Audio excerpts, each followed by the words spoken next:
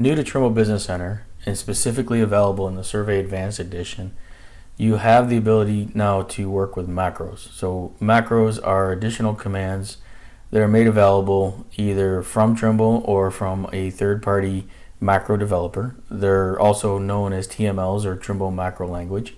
And what they do is certain commands that Trimble native Business Center commands don't do, or there are additional features that enhance or improve the process of doing a particular task. We're not going to cover all the macros that are available in the shipping release, but we will talk to you a little bit about how to work with those.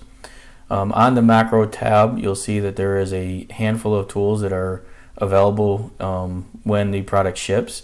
There's an add isopach, there's a offset surface command, there's a surface to points command, or macro named from inside. So there's a bunch of different tools here. We'll cover some of those here in the following videos, as well as show you how to go find additional macros and load them into Business Center.